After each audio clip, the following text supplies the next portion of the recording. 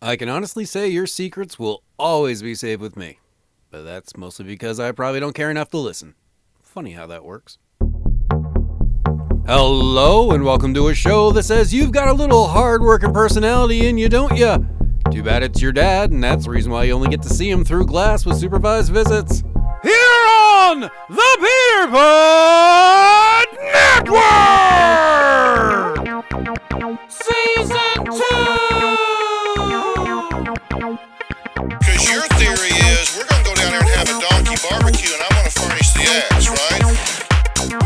You are not.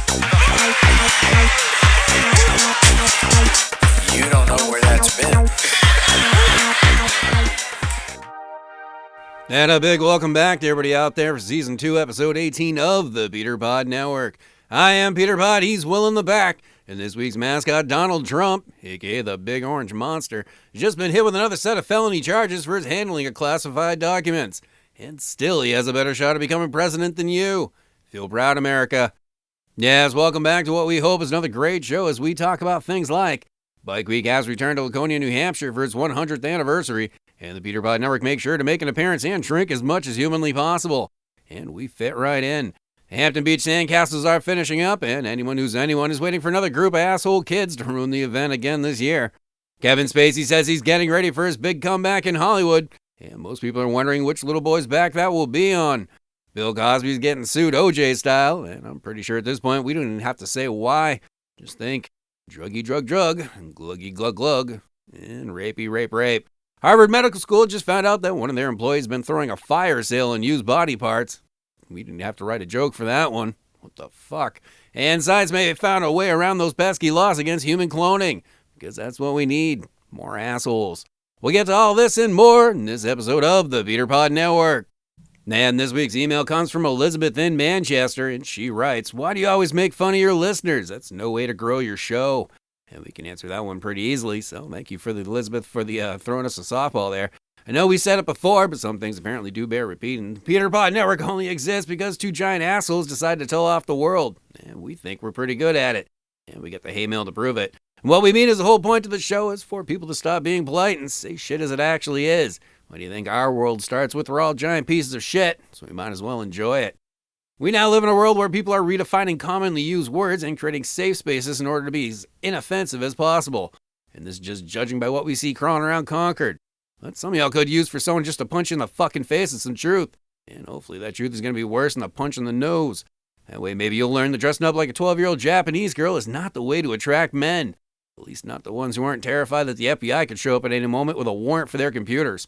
And if you'd like us to offend you personally by email, write into thepeterpodnetwork@gmail.com, where we treat stupid questions like a sport. Also remember the THE, or else you ain't speaking to me. Subscribe on whatever platform you're listening to us from. Give us a follow on all the major socials. You can also find us on Amazon Music, Samsung Podcast, Spotify, YouTube, and more. And to find the archives, head on down to peterpodnetwork.com, the home of all the full episodes, the art and songs that make us New Hampshire's shittiest little show. Now that we have all that out of the way, let's get the show off right with King of the Jackholes! Well, I guess you know we're about to piss somebody off. Alright, King of the Jackholes is back for another week, and this week we got our creepiest one yet. So in order to get right into this, ladies and gentlemen, and those who identify as fish, let me introduce this week's King of the Jackholes, Harvard Medical School, which are words that should worry everybody. That's right, we need a good story. Humanity provides again, and it has a New Hampshire link that makes the Grand Estate look like a good summer destination for Hannibal Lecter. So as the story goes, the now former manager at the Anatomical Gifts program over at Harvard Medical School in Boston, Massachusetts, and yeah, you're about to find out what can happen to your body if you donate it to science. Anyways, this shitbird is alleged to have decided it was a good idea to steal the organs and other body parts of cadavers that were donated for study with his wife, another shitbird.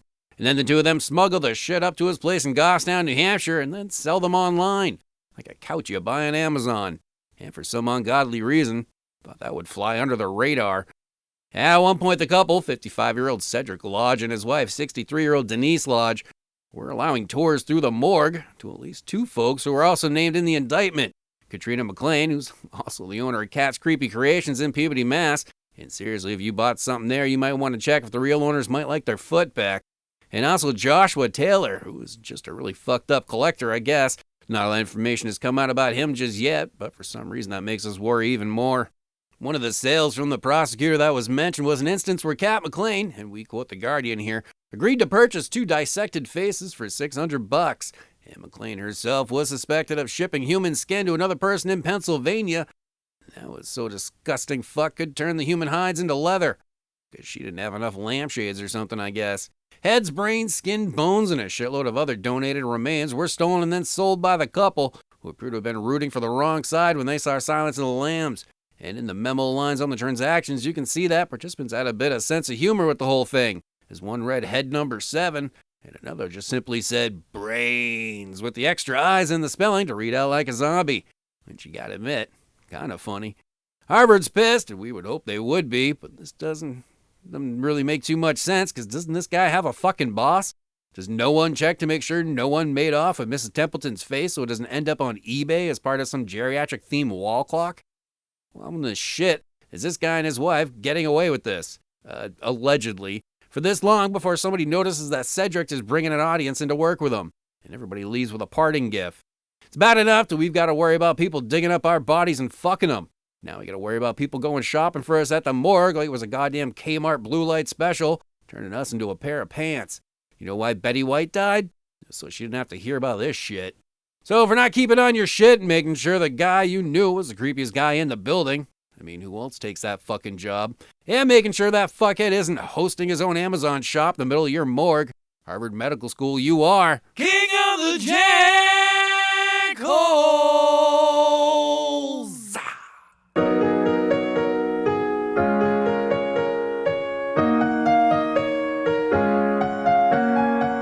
Why did I write this song and why is it so long? What was I thinking when I wrote this down? And I don't know the words, I just wanna meet girls with what I thought was an amazing song.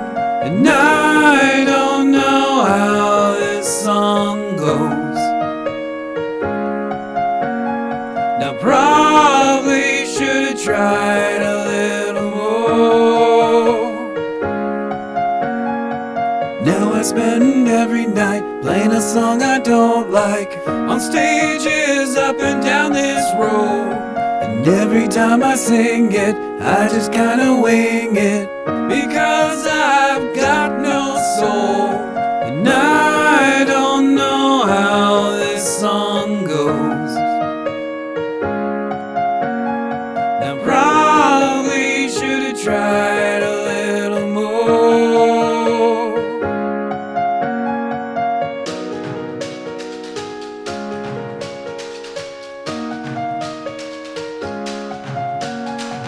Why did I write this song and why is it so long?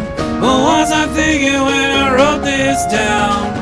I don't know the words, I just wanna meet girls with what I thought was an amazing song. And I don't know how this song goes. I probably should've tried a little more. Now I spend every night playing a song I don't like on stages up and down this road. Every time I sing it, I just kinda wing it, because I've got no soul. And I don't know how this song goes. Probably should've tried a little more. And I don't know how this song goes. I probably should've tried a little more.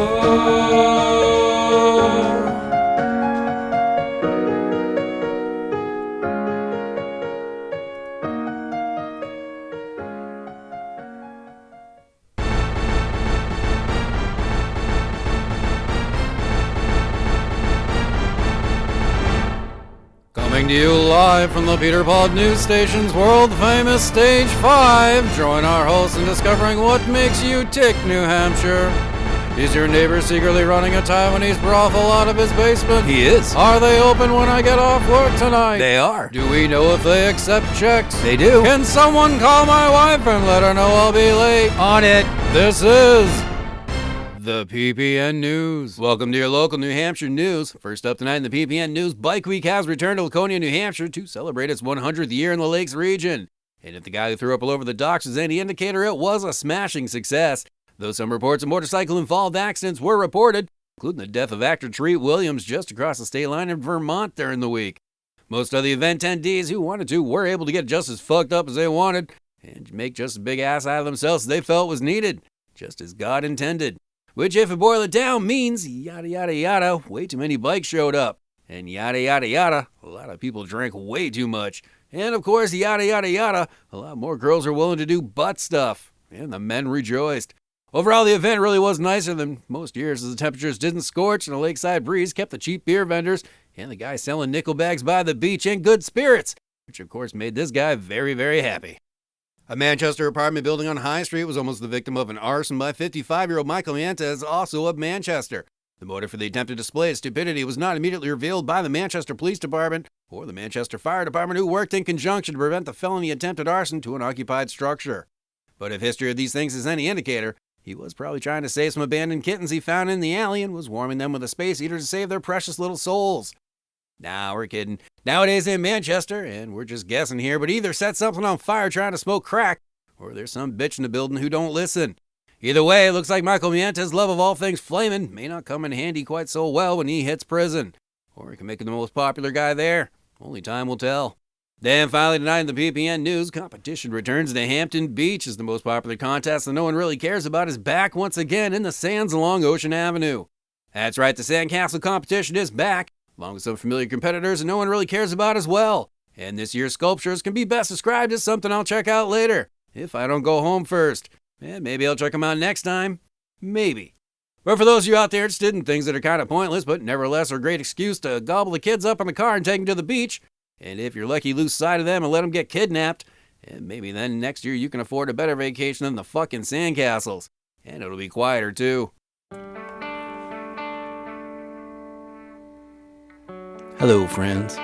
My name is Jeff McConaughey, and I'm here to tell you all about that Drunken Advantage malt liquor. The only alley-made malt liquor that's stronger than those pussies that make moonshine. Why, in fact, lab testing has shown the Drunken Advantage malt liquor is everything you need to start the day off right. And if you don't feel like working anymore, just say you're blind. Once you show them you love that car fluid flavored Drunken Advantage malt liquor, everyone will be showering you in sympathy. Here at Drunken Advantage Malt Liquor, we spend a full 20 to 22 minutes perfecting that toilet bowl quality brew that you know and love. In fact, last week alone, we added 3 more dead cats to our mash to bring out those familiar qualities that remind you of Grandma's cooking. And Dad's pure hate for Mexicans. So the next time the man comes down on you for something fucking stupid, like trying to run down your brother with your truck after you catch him trying to fuck your favorite mule, or when the newsman says it won't rain, but it does, and now you have to wait to dig that mouthy bitch's shallow grave. Or when Nickelback makes a new album. What you need is the Drunken Advantage. That same Drunken Advantage led to such things as the beer koozie, or the foam dome, or, and this one's our favorite, an insanity defense against domestic violence charges. Drunken Advantage malt liquor promises to keep up our goal of innovation and standards. Why, just last week when we added the extra cats, we also threw in half a possum that we wrestled away from the dogs. And we do that just for you. Drunken Advantage malt liquor. Because the Jimmy Kimmel Show ain't getting any better on its own. Drunken Advantage malt liquor probably supports this year's pledge against abuse. While everyone marches in the parade, please know our contribution to keep everyone else at home and drunk as shit is the least we can do.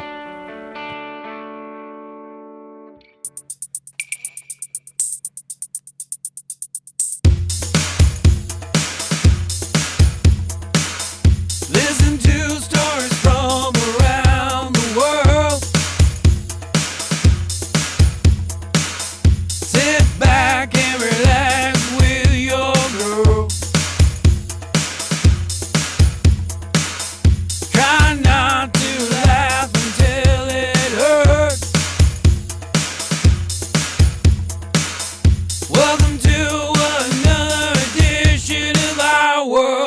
welcome back to another edition of Our World, one of the last places left on Earth where it's okay to say we are all fucked up. So let's try to enjoy it. Kevin Spacey's coming out in a different way this time, as he's told Zete magazine that he's preparing for his big Hollywood comeback, and that there are big projects just waiting for him to begin. Little problem with that, though. Dude's still on trial in London on a dozen counts of sexual assault he allegedly did on 4 men. And that trial doesn't even start till the end of June. So we support this as a fair warning to all the guys down in the film capital of the world, especially since his last couple court appearances last October, which accused Spacey of molesting a 14-year-old at a party, fell apart when the jury sided with the disgraced film star. So don't be shocked if you catch him out and about and on the town looking for special assistance, because there's a real chance he beats this one and we all get stuck with an American Beauty Part 2. The most beautiful thing in the world, my ass. And staying on the subject of actors who can't keep their hands to themselves, Bill Cosby's back in the news, and this time he's getting the OJ treatment. That's right, those who remember the biggest event of the 90s know that even though O.J. Simpson was acquitted of killing his former wife, Nicole Brown Simpson, and her boyfriend Ron Goldman, one hell of a circus trial.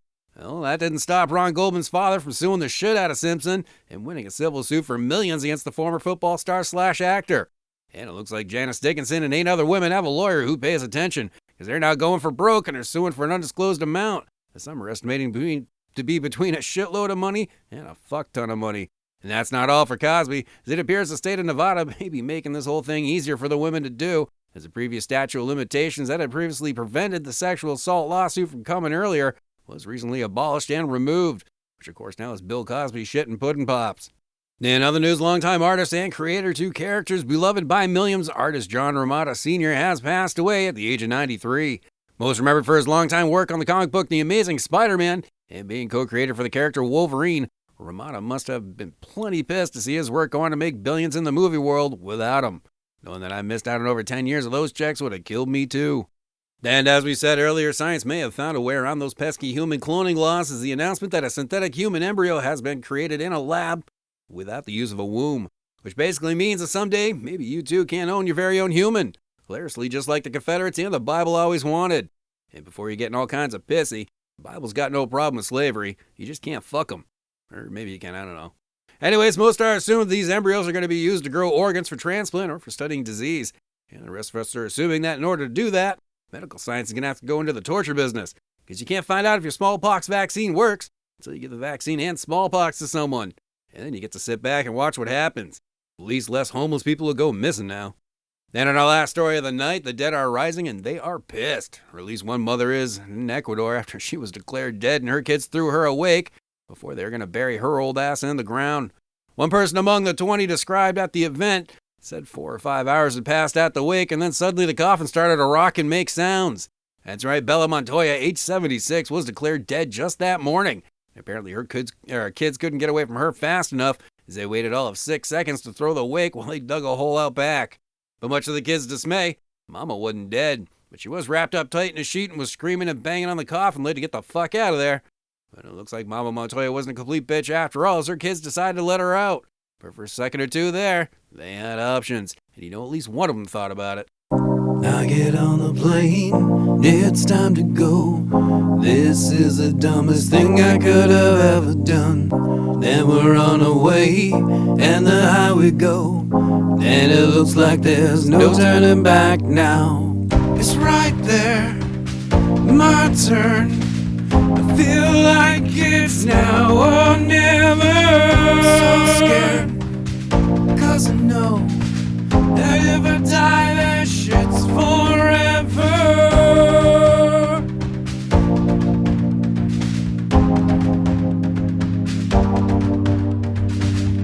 My friend said, let's go skydive. Let's jump off the world. Please don't let me die. My friend said, let's go skydive. Let's jump off the world. Please don't let me die.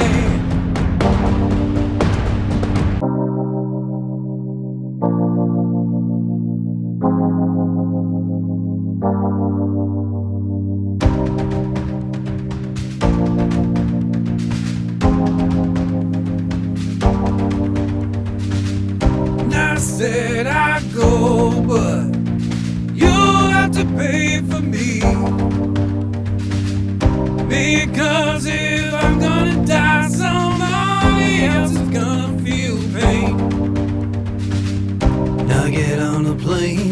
It's time to go. This is the dumbest thing I could have ever done. And we're on our way, and the higher we go, and it looks like there's no turning back now.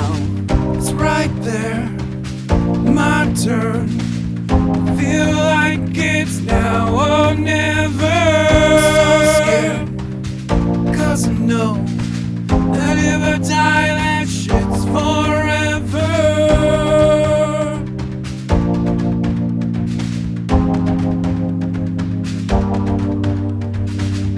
My friend said, let's go skydive. Let's jump off the world. Please don't let me die. My friend said, let's go skydive. Let's jump off the world. Please don't let me die.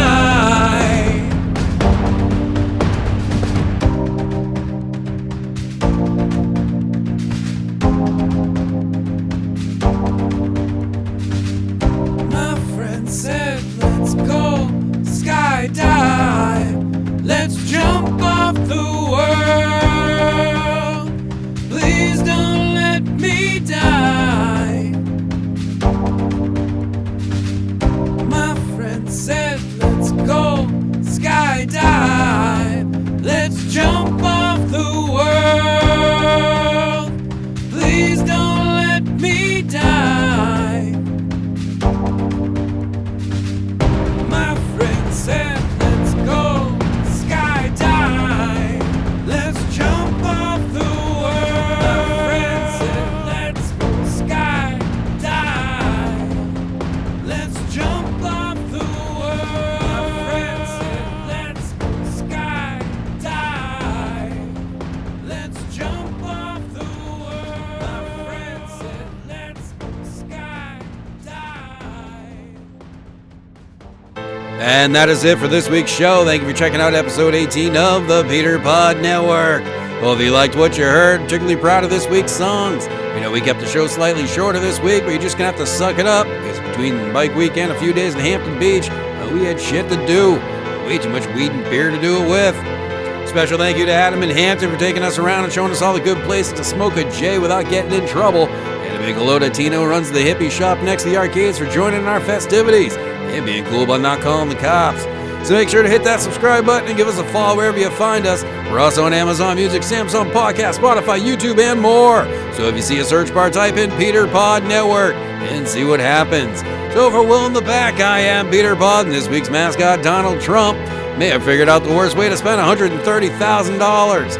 That's it for us. Have a great week. We'll talk to you next Monday, only on the Peter Pod Network.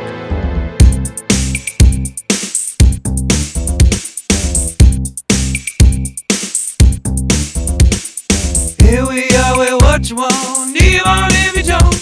I've already had too much to drink, and I might be a little stoned.